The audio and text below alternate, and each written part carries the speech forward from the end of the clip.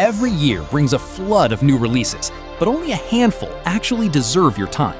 We cut through the noise, weighed every pick, and landed on one list. This is the only 20 single-player games you need to play in 2026.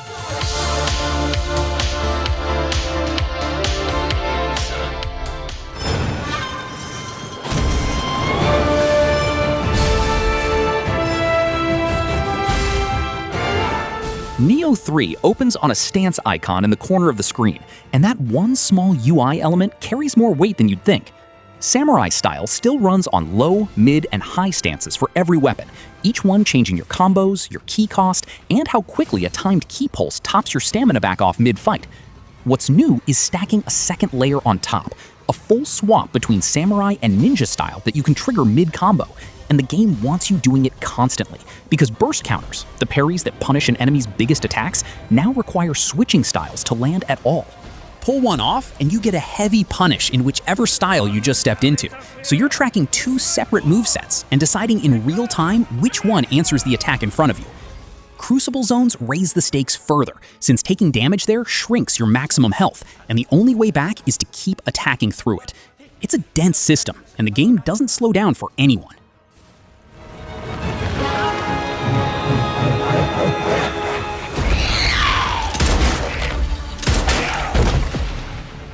You okay? You're down to your last few rounds. The hallway behind you is the only way out, and something is already dragging its feet toward the door.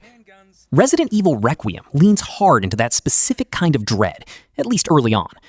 Grace Ashcroft starts the game with barely enough ammo to matter, forcing knife combos and staggered melee just to save a bullet for whatever's waiting in the next room. Capcom also lets you pick your camera for the whole 12-hour campaign, first person for the RE7 style claustrophobia, or third person if that's too much. And you can even split the choice by character between Grace and the returning Leon. Here's the catch, and it's worth knowing going in. Once Grace picks up the blood collector partway through, the scarcity that defined the opening hours mostly evaporates, and you can clear entire encounters with ammo to spare, even on the default hardest setting. The horror atmosphere holds up regardless, but the survival pressure that made those first few hours so tense doesn't carry all the way through. We keep heading north. We aim for the monolith. That tension of counting bullets gives way to something almost balletic once Clair Obscur Expedition 33 takes over, trading survival horror scarcity for a turn-based system built on watching an attack telegraph and reacting on instinct. You still pick actions on your turn, attack, skill, item, but defense plays out in real time underneath the menus, with dodge windows that are forgiving and parry windows that are not. Land a parry and you get bonus action points on top of avoiding the damage, and parrying an entire attack sequence from a boss triggers a full counterattack that can swing a fight in one exchange. Endurance boosts parry frames, so building around it turns the game into something closer to a rhythm game wearing a JRPG's clothes. It's divisive for exactly that reason.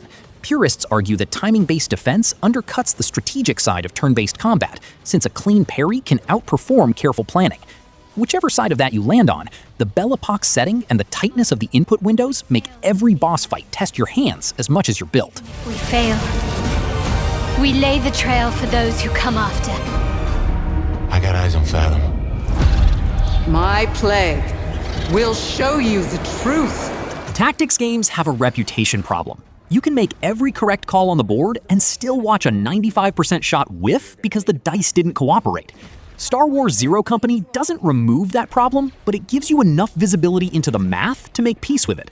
Every attack shows a shot breakdown panel, laying out exactly why your chance to hit is what it is.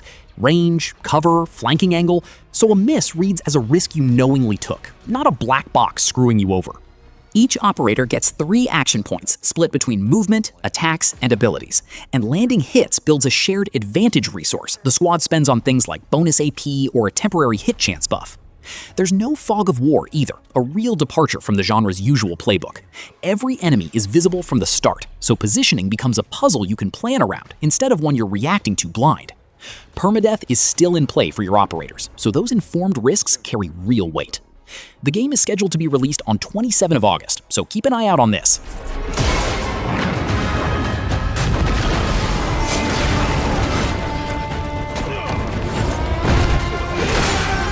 Cliff plants a foot on a charging boar's shoulder, rides the momentum into a leap, and comes down mid-air into a wrestling grapple on the rider behind it, without the combat ever pausing to let the game catch its breath.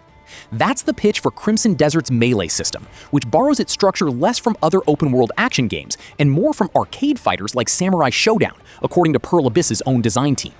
Weapon combos, unarmed strikes, and full wrestling moves, RKOs, German suplexes, angle slams, all sit on the same input tree and chain into each other mid-fight. Mounted combat isn't a separate system bolted onto the side either.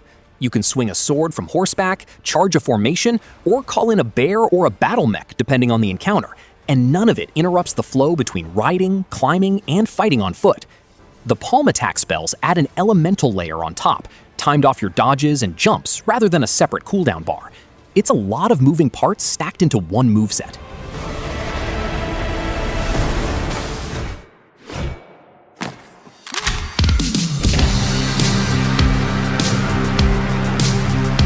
Other than having arguably the coolest art style, Replaced goes the opposite direction, trading the open world for a fixed 2.5D lane through a retro-futuristic dystopia, and it uses that constraint on purpose.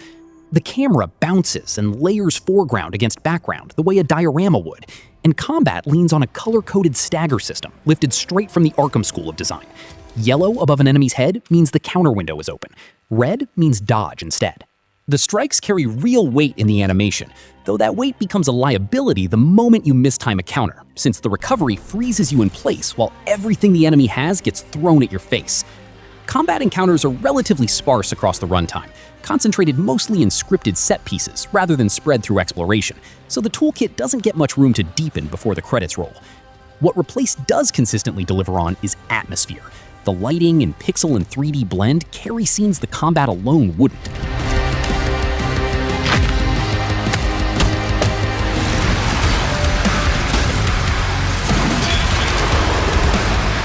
Doom: The Dark Ages Revelations opens by taking away the one tool the base game built its identity around. The shield saw gets destroyed early, and you're handed a chain spear instead. Everything the shield used to do, the chain spear does differently.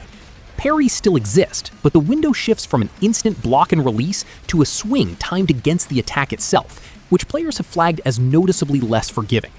In exchange, you get a spear throw for airborne enemies, a ground slam borrowed from Eternal's DLC playbook, and a piercing stab that stops charging enemies dead and shreds shields.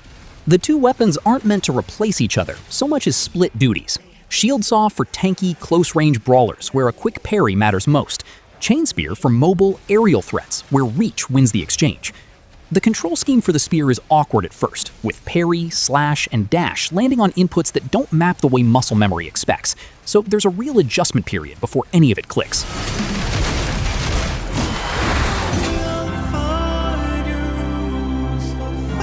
Traversal in most action games is a formality. Hold a direction, maybe hit a button to climb, and get to the part the developers actually care about. Death Stranding 2 treats the walk itself as the mechanic worth building a sequel around, and the physics back that up in a way few games bother with. Load Sam's pack unevenly, and you'll feel it. A lean on uneven terrain, a stumble crossing a river, a full spill on a slope without rebalancing first. The cargo screen lets you shift weight on the fly now, with an auto-arrange option that prioritizes stability over how sensible the pile looks. And controller haptics translate every shift in footing into something you feel, rather than just see on a meter. New tools like the Strand Grapple and Tar Skimmer open up more ways around a bad crossing, a real quality of life upgrade, though it does soften the original's punishing balance. Reviewers note Sam feels considerably harder to actually knock over, which trims some of the tension that made the first game's deliveries feel earned. Lastly, don't let the gameplay fool you. The stealth gameplay is actually better than you think.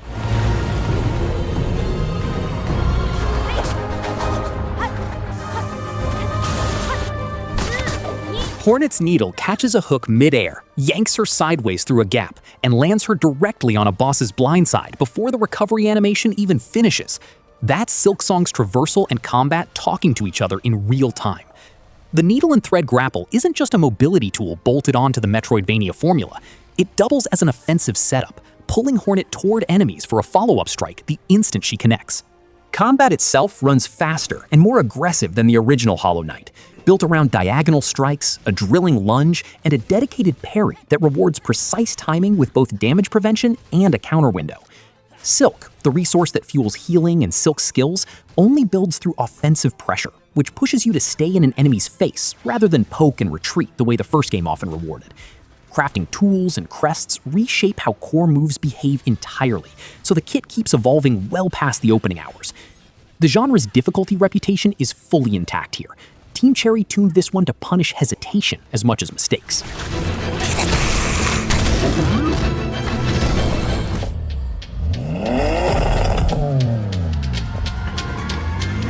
From Hornet's razor-thin punish windows to something considerably more forgiving, Forza Horizon 6 trades split-second precision for the pure momentum of an open road across Japan.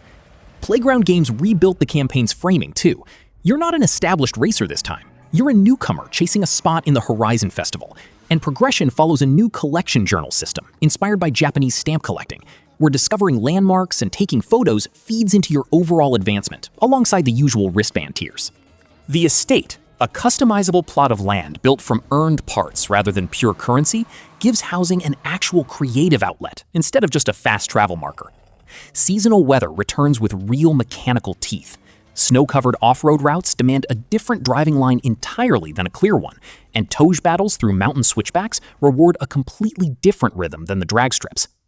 Collab, the new shared event lab mode, lets up to a dozen players build custom tracks together in real time, rather than working in isolation, which turns one of the series' most underused tools into something properly collaborative.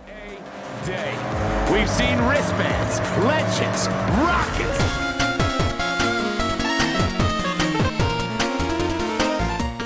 Retro top-down action games have a well-worn complaint attached to them. Dodge, swing, repeat, with movement that exists to get you into range rather than to solve anything on its own. Mina The Hollower answers that directly with burrowing, a mechanic that starts as a simple movement option and keeps finding new jobs to do. Hold the jump button and Mina dives beneath the surface, faster than she moves on foot and untouchable by most attacks while she's under. But she can't swing a weapon down there, and the moment she resurfaces is the one window where she's exposed. That surfacing frame becomes the actual skill test, popping up behind an armored enemy's back to land a hit with the Nightstar Whip, or timing an emergence to clear a jump a standing leap couldn't reach. Different terrain interacts with the burrow differently too, including slower movement through deep water that opens separate paths. It's essentially Mina's dodge button reimagined as a traversal tool, and the game builds increasingly specific puzzle and combat scenarios around that dual purpose throughout. From the creator of Shovel Knight, you know damn well Mina The Hollower will be another banger.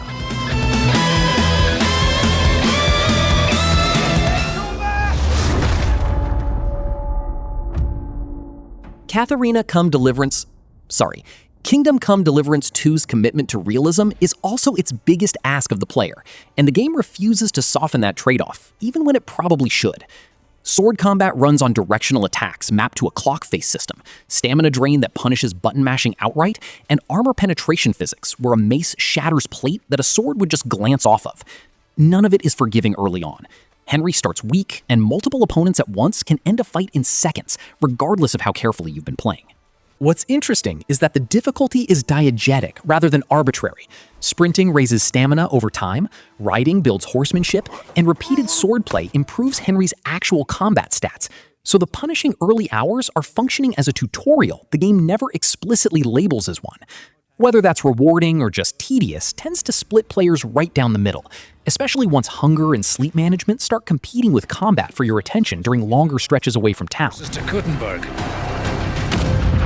Castle on the mountain. Yes, the game is not out yet, but I think it's a very much anticipated, worthy of a mention. Onimusha Way of the Sword rebuilds its combat around an unusual design goal. Capcom wanted the flashy sword clash cutscenes from the older games to actually be the gameplay, not just the reward for finishing it. The parry system is the clearest sign that goal landed. Instead of triggering a canned counter animation, a well-timed deflect just knocks the Genma off balance using its own momentum, so every parry looks and plays a little differently depending on the angle and weapon involved. Land enough of them in a row, and Musashi enters blazing state, which pads out damage while the chain holds.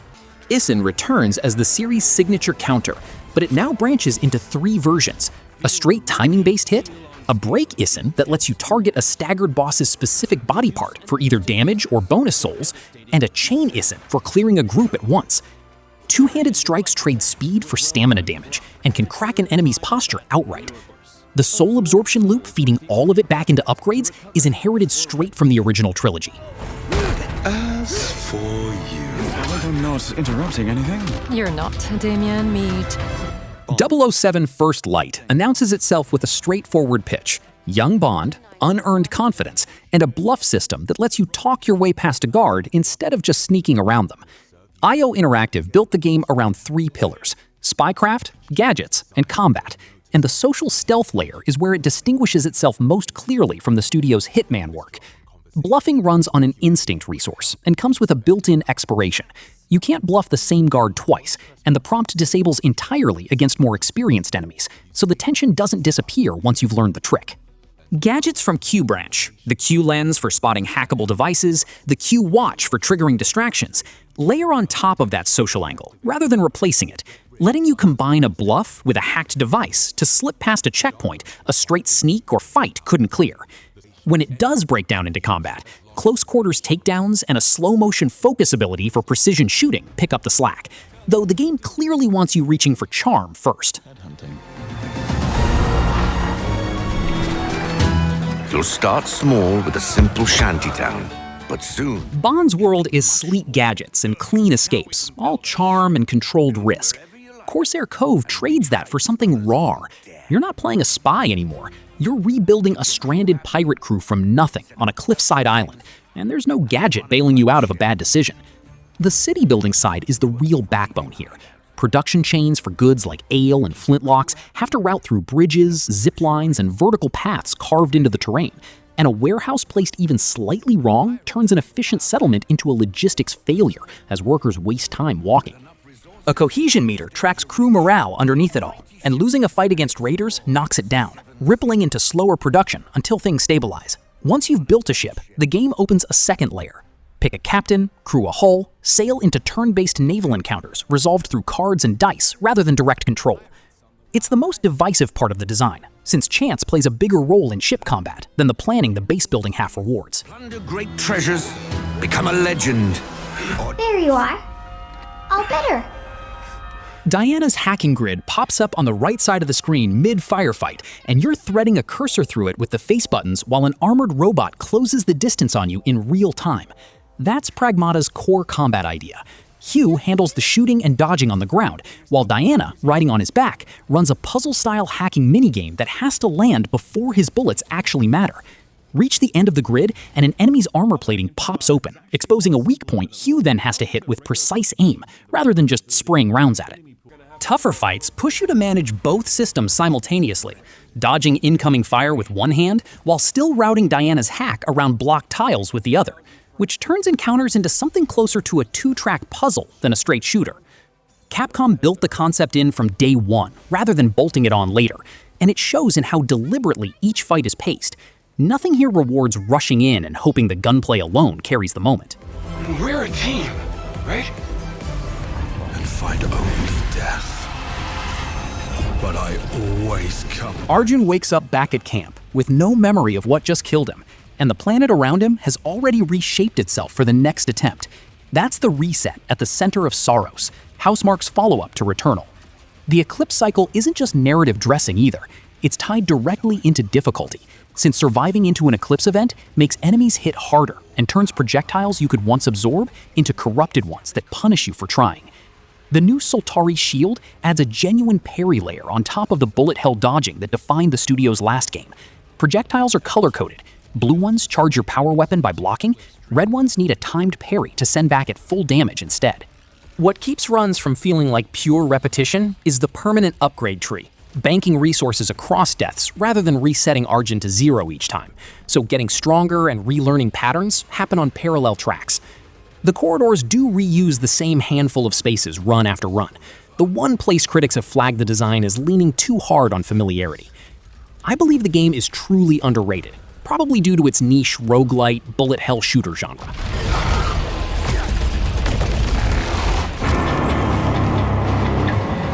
Yes, the game is quote-unquote co-op centric, but it's doable solo.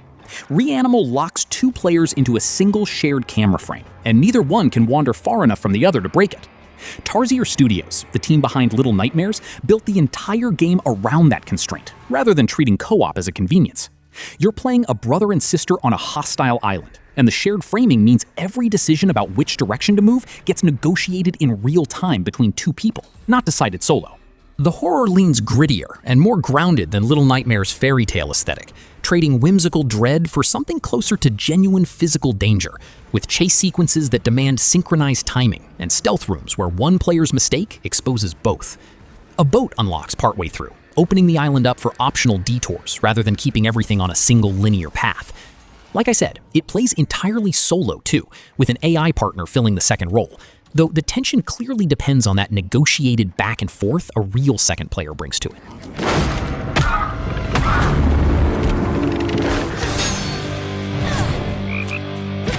Roguelikes usually mean stacking numbers until one build quietly outperforms the rest, but Hades 2 ties its synergy directly into how Melinoe moves through a fight, not just how hard she hits. Every weapon's attack, special, and cast can be held down to trigger an Omega move, a charged version that costs magic and hits considerably harder. And several of those Omega casts explicitly don't interrupt when you dash, meaning you can reposition mid-channel instead of standing still and eating a hit while the animation finishes. Her cast itself works differently from her brother Zagreus's in the original game too, dropping a magic circle on the ground that snares anything caught inside it rather than firing a straight projectile. Layer elemental boons on top, air, earth, fire, water, and matching tags unlock infusion boons that combine effects across gods at once, where builds start compounding instead of just adding up. Magic doesn't regenerate mid-encounter without a specific boon backing it, so every Omega fired off is a resource decision as much as a combat one. Dead man? I have to sign some documents. Am I supposed to understand? Closing the list is Romeo is a Dead Man, Suda51's latest, and the combat philosophy is blunt. No block, no parry, just a sidestep and a dodge roll, with generous invincibility frames between you and everything trying to kill you.